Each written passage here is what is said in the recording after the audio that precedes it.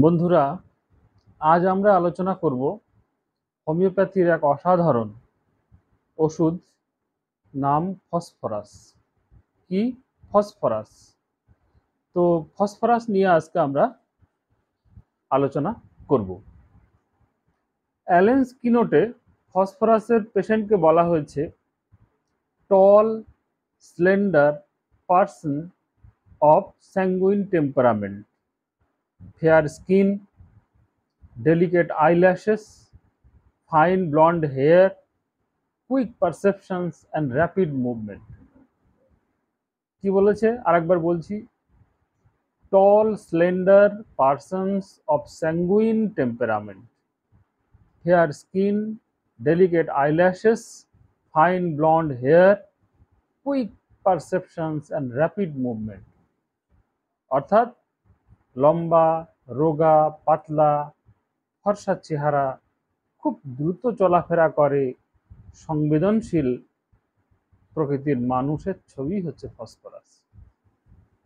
আরেকটু ভালো করে বললে কি বলা যায়? লম্বা ও সরু গড়নের মানুষ, ফর্সা রং, চোখের পাতা ও দোররা খুব সূক্ষ্ম। দোররা কি? যে চোখের পাতার সামনে যে লোমগুলো থাকে ওগুলোকেই আইল্যাশেস বলে। আর আমাদের উপরের যে এটা থাকে এটা আইব্রো। তো এই যে দোররা বা আইল্যাশেস কি হয়? ডেলিকেট আইল্যাশেস, খুব সুন্দর দোররা, ফাইন ব্লন্ড হেয়ার, স্বর্ণালী, হালকা স্বর্ণালী রঙের চুল। এরা খুব তাড়াতাড়ি বুঝতে পারে কোনো কিছু, অনুমান করতে পারে খুব দ্রুত, উপলব্ধি করতে পারে দ্রুত, এবং এদের মুভমেন্টও খুব দ্রুত। অ্যালেন্স আরও বলেছেন যে great susceptibility to external impressions, অর্থাৎ বাহ্যিক যে আবহ, তাতে ভীষণ পরিমাণে বাইরের পরিবেশকে এদেরকে অনুভব করে এরা খুব দ্রুত। কিসে কিসে? লাইটে, অডার্স গন্ধে, নয়েজেস শব্দে, টাচ স্পর্শে, ইলেকট্রিক্যাল চেঞ্জেস, আর থান্ডার স্টর্মস বজ্রপাত। অর্থাৎ ফসফরাসের পেশেন্ট খুব সহজেই বাইরের পরিবেশের প্রভাব অনুভব করতে পারে। কিসে কিসে অনুভব করতে পারে? আলো, শব্দ, ছোঁয়া, মানে স্পর্শ বা বজ্রপাত, সব কিছুর প্রতি তাদের সংবেদনশীলতা তীব্র বা প্রখর। অন্যদিকে হেরিংস গাইডেন্স সিমটমে লেখা আছে যে phosphorus acts powerfully upon the nervous system, producing great weakness, trembling, and finally complete paralysis.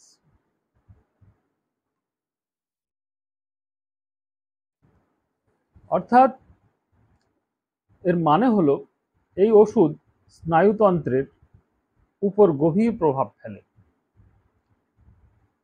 প্রথমে দুর্বলতা, তারপরে কাঁপুনি, এবং পরে অবশেষে অবশ হয়ে যাওয়া, এই হচ্ছে প্যারালাইসিস, এবং পরবর্তীতে প্যারালাইসিস পর্যন্ত ঘটাতে পারে।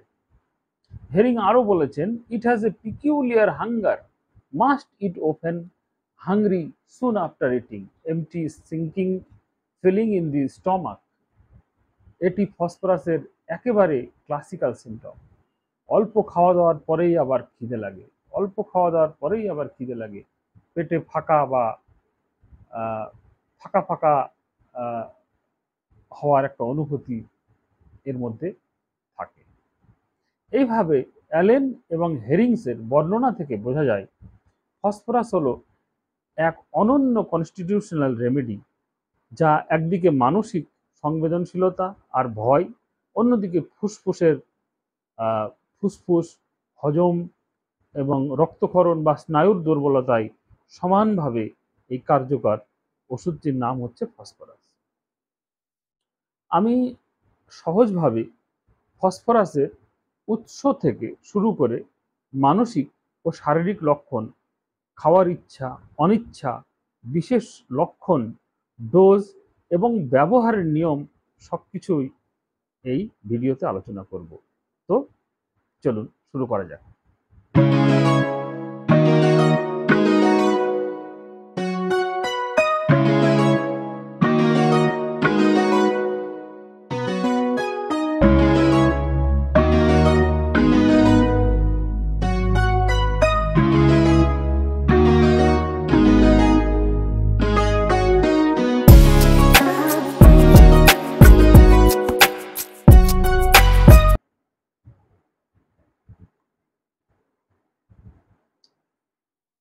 ফসফরাস প্রস্তুত হয় একেবারে ফসফরাস মৌল থেকে।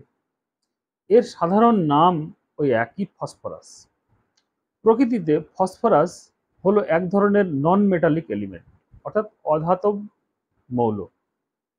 এটি আলো এবং জ্যোতির প্রতীক। সেই কারণে যেসব রোগী ফসফরাসের কনস্টিটিউশনাল ছবি মেলে, তাদের মধ্যে এক ধরনের সংবেদনশীলতা, কোমলতা এবং চারপাশের প্রতি তীব্র প্রতিক্রিয়া দেখা যায়। এবার আসি কনস্টিটিউশন বা রোগীর গড়নের কথায়। ফসফরাস পেশেন্ট সাধারণত ফর্সা রঙের হয়ে থাকে, লম্বাটে এবং রোগা গড়নের হয়ে থাকে। একটু নরম প্রকৃতির হয়, সাধারণত এরা চিলি পেশেন্ট হয়, অর্থাৎ ঠান্ডা আবহাওয়ায় কষ্ট বাড়ে এবং গরম আবহাওয়ায় বা গরম জলবায়ুতে বা গরম ওয়েদারে একটু আরাম পায়। এবার খাওয়ার ইচ্ছা অনিচ্ছার দিকটা বলি। ফসফরাস রোগীদের আইসক্রিম, ঠান্ডা পানীয়, লবণাক্ত খাবার, মশলাদার খাবার, মাছ, মাংস, চকলেট খুব প্রিয় হয়। অনেকের দুধে অরুচি থাকে, দুধ খেলে আবার পেটের সমস্যা হয়, ডায়রিয়া পর্যন্ত হয়ে থাকে। সাধারণত সন্ধ্যার পর সমস্যা বাড়ে এই রোগীদের, গরমে আরাম পায়, ঠান্ডায় কষ্ট হয়। ঠান্ডা জল খেলে গলায় আরাম লাগে, আবার কিছুক্ষণের মধ্যেই জল পেটে গিয়ে গরম হয়ে গেলে আবার বমি হয়ে যায়। এটি ফসফরাসের একটা খুব ইউনিক সিমটম। মানসিক লক্ষণের ক্ষেত্রে এখানে সবচেয়ে গুরুত্বপূর্ণ হলো ফসফরাস মানুষ খুবই সংবেদনশীল হয়ে থাকে, অন্যদের দ্বারা সহজেই প্রভাবিত হয়, স্বভাবে খোলামেলা, মিশুকে, কিন্তু ভেতরে ভেতরে একটা ভীতু মনোভাবাপন্ন বা ভীতু ধরনের বা ভীতু প্রকৃতির হয়ে থাকে।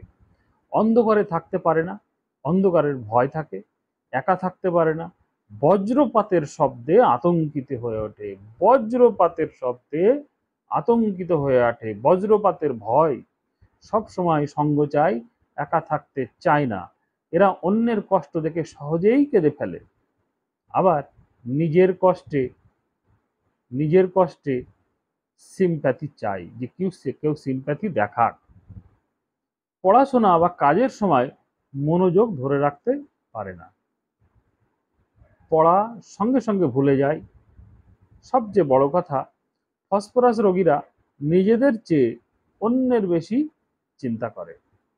সব সময় মনে হয় আমার পরিবারের মানুষ যদি বিপদে পড়ে যায়, কিছু বিপদে পড়লো বোধহয়, এই বোধহয় বিপদে পড়েছে, এই ধরনের একটা অ্যাংজাইটি এর মধ্যে কাজ করে এবং ক্রমশ ওরা প্রচণ্ড দুর্বল হয়ে যায়। এবার আসি ফুসফুস ও শ্বাসযন্ত্রের কথায়। ফসফরাস মূলত চেস্ট এবং লাংসের জন্য খুব শক্তিশালী এবং প্রভাবশালী একটা ওষুধ, এবং চেস্ট এবং লাংসে এর কাজ খুব বেশি। রোগীর কাশি সন্ধ্যায় বাড়ে, কথা বললে, হাসলে, ঠান্ডা হাওয়া লাগলে কাশি বেড়ে যায়। ঠান্ডা জল খেলে কিছুক্ষণ আরাম লাগে, কিন্তু পরে আবার কাশি ফিরে আসে। কফের সঙ্গে রক্তের রেখা থাকে বা মরচে রঙের কফ বের হয়। মরচে রং মানে লোহায় যে মরচে লাগলে যে ধূসর বা ব্রাউন কালার হয়, সেই ধরনের কফ বের হয়। ফুসফুসে রক্তক্ষরণের প্রবণতা থাকে, যাকে আমরা হিম হিমোপ্টাইসিস বলি।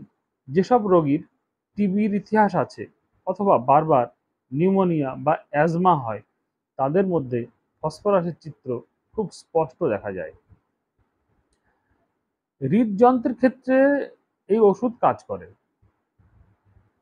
হৃদকম্প হৃদকম্পন বেড়ে যায়, পালস দ্রুত চলে, রক্তক্ষরণের প্রবণতা দেখা যায়, নাক দিয়ে রক্ত পড়া, পাকস্থলীতে রক্ত পড়া, কাশির সঙ্গে রক্ত আসা, হ্যাঁ, এবং বিভিন্ন যে সমস্ত রক্তক্ষরণ, সব ক্ষেত্রেই ফসফরাস একটা খুব গুরুত্বপূর্ণ ভূমিকা পালন করে।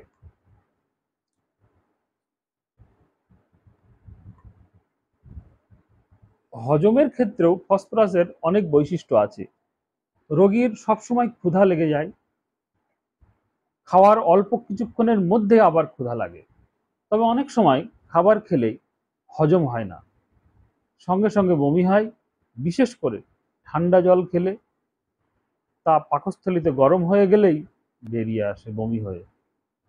ফল ও দুধ খাওয়ার পর পাতলা পায়খানা হয়ে যায়, লিভার কিন্তু বড় হয়ে যায়, অর্থাৎ হেপাটোমেগালি থাকে।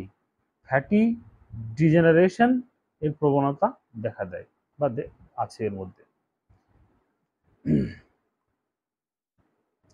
চোখের ক্ষেত্রেও এর ব্যবহার আছে। চোখের সমস্যায় ঝাপসা দেখা, চোখের সামনে কালো দাগ ভেসে বেড়ানো, আলোতে কষ্ট হওয়া, চোখে ব্যথা আর ক্যাটারাক্টের প্রবণতা, এসব ক্ষেত্রে ফসফরাস কিন্তু ভালো কাজ করে। পুরো শরীরে বার্নিং বা জ্বালা পোড়া ফসফরাসের একটি বড় লক্ষণ। হাতের তালু, পায়ের পাতা, বুক, এমনকি মেরুদণ্ড বরাবর জ্বালা থাকে। শরীরে কাঁপুনি, দুর্বলতা, পা অবশ হয়ে যাওয়া বা প্যারালাইসিসের প্রবণতাও দেখা যায়। মায়োজমেটিক দিক দিয়ে ফসফরাস হলো টিউবারকুলার এবং সাইকোটিক রেমেডি। এটির প্রভাব বিশেষ করে রক্ত, স্নায়ু আর ফুসফুসে বেশি দেখা যায়। এবার পোটেন্সি বা ডোজের কথা বলি। যদি শুধু চোখের স্ট্রেন বা গ্যাস্ট্রিক সমস্যা বা সাধারণ কাশি থাকে, তবে 6 অথবা 30 পোটেন্সি ব্যবহার করা যায়। দিনে 1-2 বার কয়েকদিন খেলে ভালো হয়। যদি পুরো কনস্টিটিউশনাল ছবি মিলে যায়, তবে 200 বা 1 m পোটেন্সি ব্যবহার করা যায়। তবে সেটা একেবারেই সিঙ্গেল ডোজ এবং সূক্ষ্ম আকারে এবং অভিজ্ঞ ডাক্তারের পর্যবেক্ষণে সেটা করতে হবে। কারণ হাই পোটেন্সি বারবার নিলে অ্যাগ্রাভেশন হতে পারে। তাই কতটুকু কি এই সমস্ত ডিটেলস একজন অভিজ্ঞ ডাক্তারই নির্ণয় করে ওষুধ দিতে পারে। অ্যালেন্স কিনোটে আর হেরিংস গাইডিং সিমটমসে বা বোরিক ম্যাটেরিয়া মেডিকাতে এবং এসকে দুবের ম্যাটেরিয়া মেডিকা থেকে আমরা এই তথ্যগুলো পেয়ে এই ভিডিওটা আমরা দিয়েছি। তো বন্ধুরা, এই ছিল ফসফরাস নিয়ে বিস্তারিত আলোচনা। একজন ফর্সা, রোগা, পাতলা, সংবেদনশীল, ভীতু, ইজিলি এক্সজস্টেড মানুষ, যার প্রচণ্ড বার্নিং সেন্সেশন আছে, বারবার রক্তক্ষরণ হয়, অল্প খেয়ে ক্ষুধা পায়, ফুসফুসে দুর্বলতা আছে এবং মানসিকভাবে সে সঙ্গ চায়, এটাই হলো ফসফরাসের মূল চিত্র। তাহলে বন্ধুরা, আজকের এই আলোচনা ফসফরাস নিয়ে এখানেই শেষ করছি। ভিডিওটি ভালো লাগলে অবশ্যই লাইক করবেন এবং চ্যানেলটি সাবস্ক্রাইব করতে ভুলবেন না। অনেক ধন্যবাদ।